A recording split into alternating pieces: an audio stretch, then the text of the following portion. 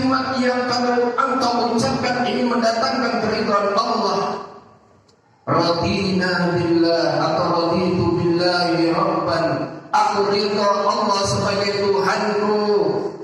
Renungkan bahwasanya kalimat ini engkau ucapkan dengan lidahmu, mengharapkan bahwasanya Allah benar-benar meridaimu atas apa yang engkau ridha kepada Allah. Saya berikan pertanyaan, apakah engkau ridha Allah sebagai Tuhanmu?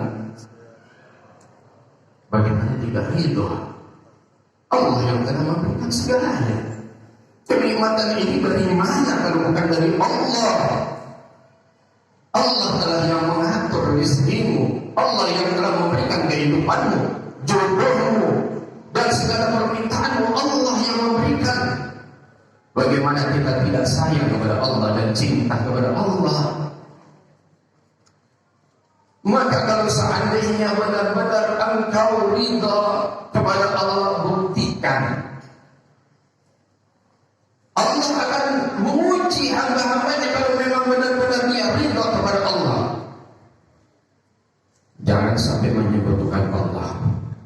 Ketika datang musibah dari Allah, ujian, sikapmu tentang keadaan yang engkau alami pada saat ini bagaimana?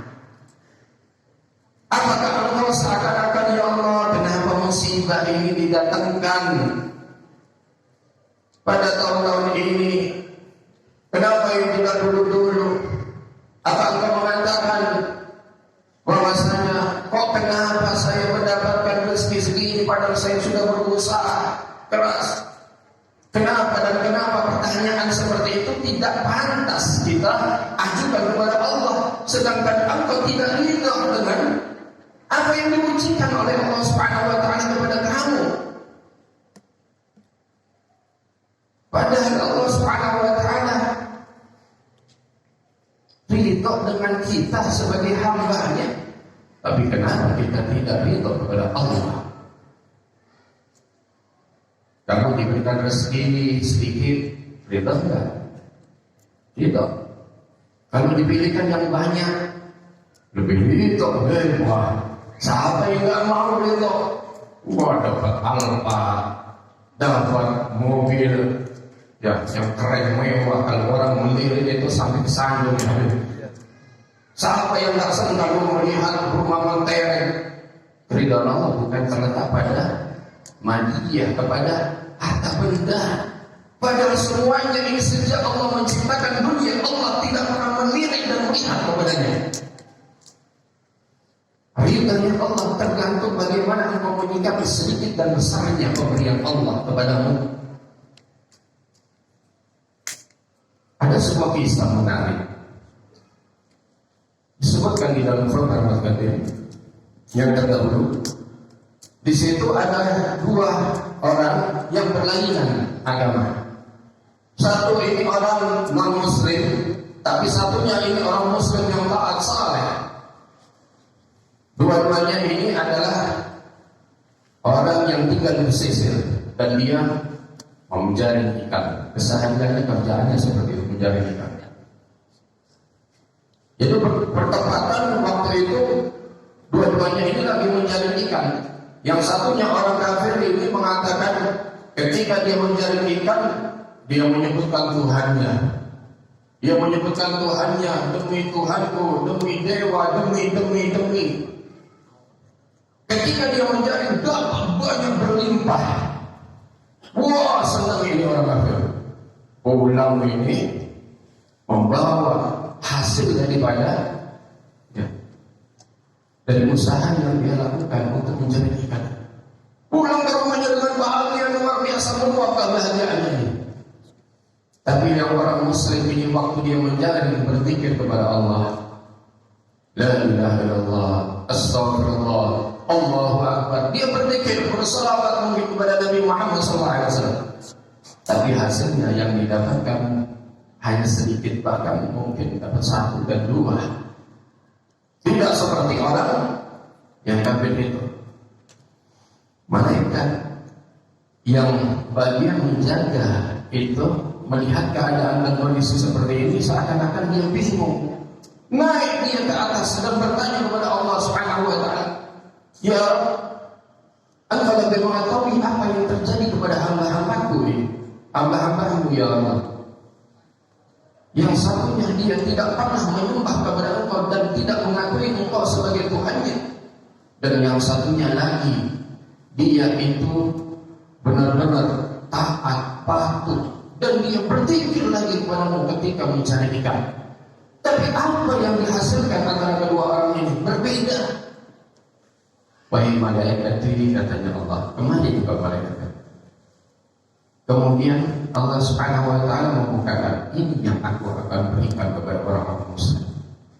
Dibukakan surganya. Melihat keindahan, ya, jamuan Allah bagi orang-orang yang bertakwa, orang-orang yang taat, luar biasa. Dunia tidak ada seujung bukunya bagi surga. Wah, melihat itu, apakah dia tidak ridho dengan apa yang aku akan berikan nanti ini di dalam surga? Ridho ya Allah, ridho ya Allah. Sudah ditutup. Sekarang kamu lihat apa yang aku akan berikan kepada orang-orang kafir tersebut. Dibukakan neraka yang begitu mengerikan dan menakutkan, azab dan siksa Allah Subhanahu wa taala di dalamnya. Wah, luar biasa. Takut malaikat ini. Maka balasan bagi dia itu hanya di dunia. Tapi di akhirat ini tempat kembalinya. Jadi Allah Maha Adil. Tapi bagaimana caranya cara kita itu menyikapi situasi dan kondisi yang sebenarnya? Jangan sampai kita karena kondisi yang kita alami mungkin lebih berat lagi tahun-tahun yang berikutnya, jangan sampai sedikit pun engkau meninggalkan Allah. Jangan sampai engkau lupa bertiga kepada Allah, karena ini ujian menguji kekuatan iman kepada Allah Subhanahu wa taala. Yang kedua, ketika engkau mengatakan radina bil Islam dinan, agama Islam adalah sebagai agamaku, artinya apa? Haruslah kau pahami, al-Islam itu adalah artinya al-istislam wal inqiyad li ahkam syar'iyyah.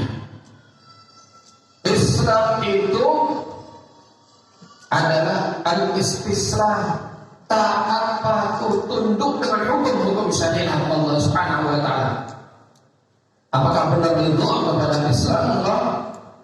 Baik orang-orang muslim dimanapun engkau berada, kalau engkau ridho dengan Islam, maka tidak sedikit pun keluar ucapan bahwasanya Islam itu memberatkan kepada orang-orang muslim.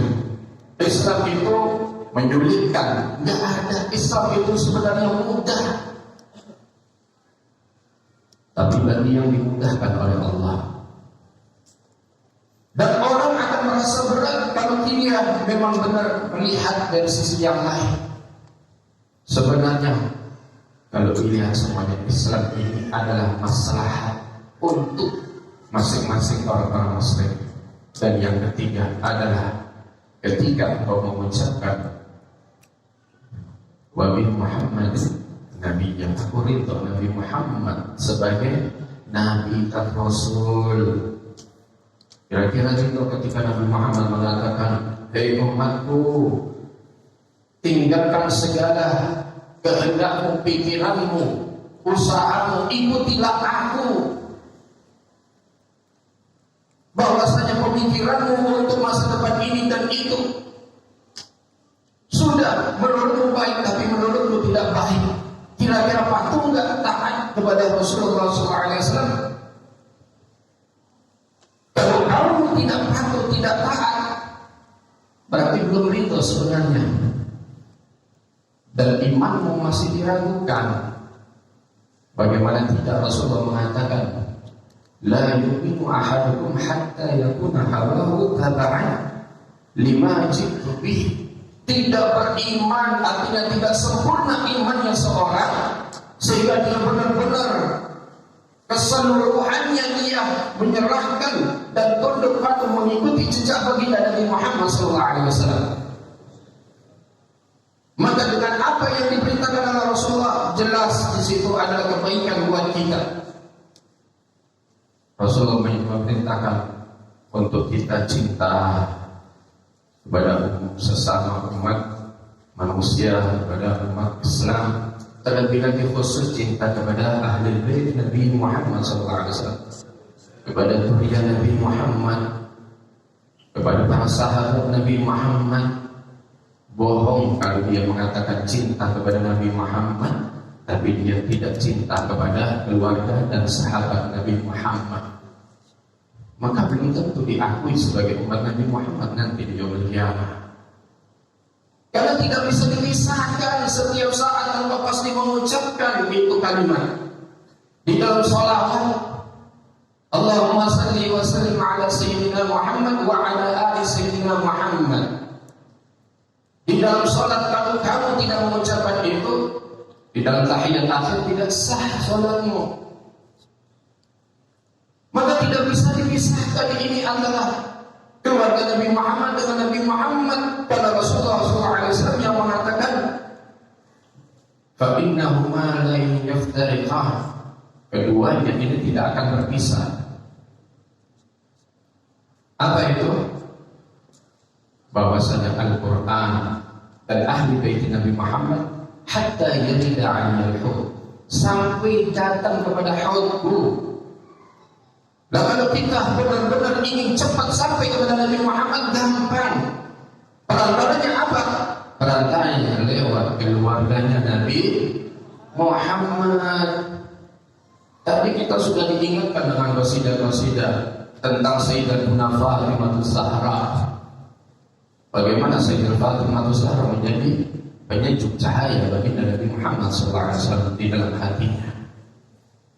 Sampai-sampai Rasulullah SAW mengatakan Fatimatun bid'atun minni, Fatimah itu adalah bagian dari aku. Siapa saja yang menyebabkan Fatimah itu aku ridha, siapa saja yang menyebabkan Fatimah itu marah, maka aku marah. Dan apakah itu melihat kalau seandainya seseorang itu tidak cinta kepada zuriyah, anak cucu baginda Nabi Muhammad SAW? Ada ulama besar yang namanya Abdullah bin Saudan di Hadramaut. Ada seorang ulama besar yang namanya Syekh Abdullah bin Saudan. Ini ulama terkenal, bukan asal ulama-ulama yang sekarang ini yang cuma belajar dari Syekh Google menjadi ulama, menjadi penceramah, nggak belajar ke sana kemari dengan guru, memiliki sanad dan silsilah yang benar. Tiba-tiba muncul di televisi, muncul di sana sini. Ya, ini ulama yang benar-benar hakiki, yang benar-benar dia penuh kecintaannya kepada Nabi Muhammad SAW dan keluarga Nabi Muhammad. Suatu malam, Syekh Abdullah bin Saudan ini didatangi oleh seorang sayyid Badui lagi dari pelosok, itu datang menaiki keledai. Biasanya cari tempat bermalam. Kalau sekarang ini cari hotel gampang. Kalau di situ dulu nggak ada. Bermalam di tempatnya orang-orang yang dikenal atau orang-orang yang menyiapkan tempat untuk penginapan. Tahu ini seorang sayyid yang Badui ini maklum. Ya, Badui langsung datang ke rumahnya Syekh Abdullah bin Saudan. Dipanggil-panggil, ya Syekh Abdullah bin Saudan, ya Syekh Abdullah bin Saudan. Tahu Syekh Abdullah bin Saudan ini diberikan kelebihan, dia mengetahui mana itu sayyid, mana bukan, mana itu habib, mana bukan. Mencium baunya, aromanya baginda Nabi Muhammad SAW. Akhirnya dia bergegas datang ke Syekh Abdullah bin Saudan. Marhaban, marhaban. Saya ini musafir dari jauh, saya ingin bermalam. Saya ingin bermalam di sini. Kemudian orang itu mengatakan, kalau bisa siapkan tempat tidurku. Baik, aku akan siapkan. Baik, jangan khawatir. Ya, saya siapkan. Akan siapkan tempat untuk engkau mandi dan airnya aku akan ambilkan. Masya Allah, dilayani luar biasa. Sampai muridnya kaget, ya Syekh, jangan biarkan saya, jangan kamu ikut campur. Ini urusan saya. Sudah, saya ingin masuk rebahan. Ya Tapi mana yang semua yang capek? Saya akan pijit, bukan saya yang capek.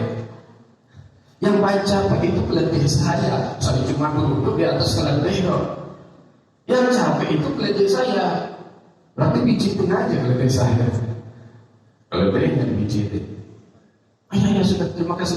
Dipijitin itu keledainya. Sudah saya kasih minyak lagi sudah. Biar gak capek dan besok perjalanan enak lancar. Sudah istirahat. Malam harinya bermimpi berjumpa dengan baginda Nabi Muhammad SAW. Ketika berjumpa dengan Nabi Muhammad SAW, Nabi Muhammad gembira apa yang telah dilakukan oleh Syekh Abdullah Basodar. Wahai Syekh, engkau telah berbuat baik kepada cucuku. Sekarang mintalah apa yang kamu inginkan. Kalau ditawari seperti itu, kita kira-kira minta apa ya Rasul? Aku ingin kaya, paling kaya se-Indonesia. Kalau bisa punya istri lebih dari satu ya Rasulullah, mungkin 4 nggak apa-apa. Atau ya sudah kepingin sehat wasiat yang pokoknya di dunia bahagia, di akhirat bahagia. Tapi pintar cerdasnya Syekh Abdul Basodar, dia bilang, ya Rasulullah, kami tidak meminta apa-apa pada saat apa kecuali satu ya Rasulullah. Silakan. Aku ingin setiap malam berjumpa dengan engkau. Karena kerinduanku dan kecintaanku kepada engkau ya Rasulullah dan keluarga. Itu ada permintaan baik. Insya Allah akan mengabulkan. Subhanallah, Syekh Basodar ini akhirnya menjadi seorang wali yang besar berkat daripada apa yang dilakukan. Mungkin menurut pandangan orang itu biasa, tapi bukan biasa di hadapan Allah Subhanahu wa taala. Karena disitulah mudah-mudahan majelis ini akan membawa keberkahan bagi kita semuanya, dan mudah-mudahan Allah Subhanahu wa taala mengikat hubungan kita dengan guru-guru kita, dengan Nabi Muhammad SAW dan orang-orang yang dicintai oleh Allah dan Rasulnya. Dan mudah-mudahan kita tidak keluar dari majelis ini kecuali dosa-dosa kita sudah diampuni oleh Allah. Dan yakinlah bahwasanya berkatnya Rasulullah, apa yang menimpa negeri ini, apa yang menjadi hambatan dan halangan bagi kehidupan ini, bagi kehidupan kita, rezeki kita dan segalanya, berkatnya Rasulullah, insya Allah kita dilancarkan semuanya dan diangkat oleh Allah Subhanahu wa taala. Amin ya rabbal alamin. Allahumma inna nas'aluka bima sa'alaka min 'abdika nabiyyika Muhammad sallallahu alaihi wasallam wa 'ibaduka salihun, wa na'udzu bika mimma sta'alaka min 'abdika nabiyyika Muhammad sallallahu alaihi wasallam wa 'ibaduka salihun wa antal musta'an wa 'alaika al-bala wa la hawla wa la quwwata illa billahi al-'aliyyil 'azim. Wa sallallahu ala sayyidina Muhammadin nabiyyi wa ala alihi wa sahbihi wasallam walhamdulillahi rabbil alamin. Mohon maaf kalau terlalu panjang. Assalamualaikum warahmatullahi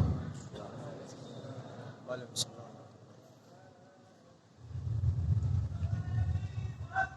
Allahumma salli alaihi.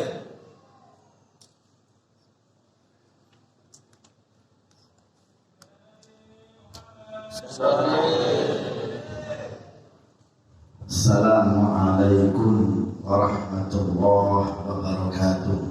Waalaikumsalam warahmatullahi wabarakatuh. Yang sama-sama kita muliakan para hadirin sudah kita sebutkan tadi satu namanya, orang-orang rasa hormat tidak mengulangi lagi. Mudah-mudahan segala hajat antum semua diberkahi dan dikabulkan oleh Allah Subhanahu wa taala, baik yang hadir langsung atau menyaksikan live streaming ini. Dan mudah-mudahan hajat antum semua dikabulkan oleh Allah Subhanahu wa taala. Amin ya rabbal amin ya rabbal amin ya rabbal.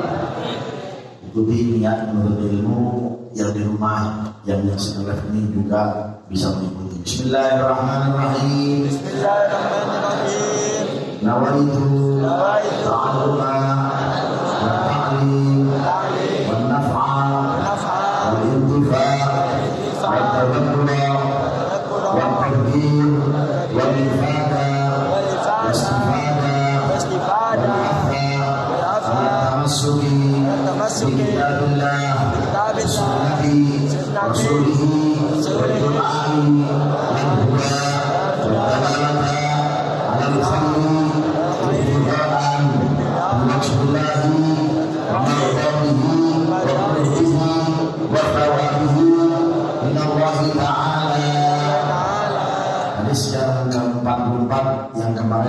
sebelum sempat selesai diteruskan lagi, kita baca sama-sama. An Fatimah Az-Zahra Fatimah Al-Zahra radhiyallahu ta'ala radhiyallahu ta'ala anha an Rasulullah Rasulullah sallallahu alaihi wasallam qala inna Jibril inna Jibril kana yu'arriduni al-Qur'ana kulla sanatin marratan wa innahu a'radani al-ama marratain wa inni la ara ajala illa wa uttarada fattaqillah wasbiri fa innahu ni'mas-salaf kana laki rawahul Bukhari dan Muslim. Diriwayatkan oleh Sayyidatina Fatimah Az-Zahra sallallahu alaihi wasallam, qala Rasulullah SAW, Rasulullah SAW mengatakan, sesungguhnya Jibril, wahai Fatimah, datang kepadaku setahun sekali untuk mengaji dan juga bertadarus Al-Quran. Tetapi tahun ini wahai Fatimah datang kepadaku 2 kali. Maka sudahlah dekat waktuku untuk meninggalkan umat ini, katanya Rasulullah SAW. Fattaqillah, maka bertakwalah engkau kepada Allah wahai Fatimah, wasbiri, dan sabarlah, katanya Rasulullah SAW. Fa innahu ni'mas salaf ana lagi, sesungguhnya sebaik-baik yang terdahulu adalah aku, kata Rasulullah SAW. Saudara Nabi Muhammad. Jadi artinya keseluruhan. Nanti kita akan syarahkan lebih lagi. Seperti yang sudah kita janjikan, meneruskan tentang profil lebih dekat mengenal siapa? Siapa? Masih ingat ya? Mengenal siapa? Sayyidatina Fatimah Zahra Al-Batul Al-Qa'imah. Jadi julukannya banyak, ya, Al-Batul, Zahra, ya. Itu Sayyidatina Fatimah. Julukannya banyak karena memang kebaikannya banyak. Kalau kita julukannya banyak karena keburukan kita juga banyak. Doyan makan, doyan mobil, ya, doyan jagongan. Kalau Sayyidatina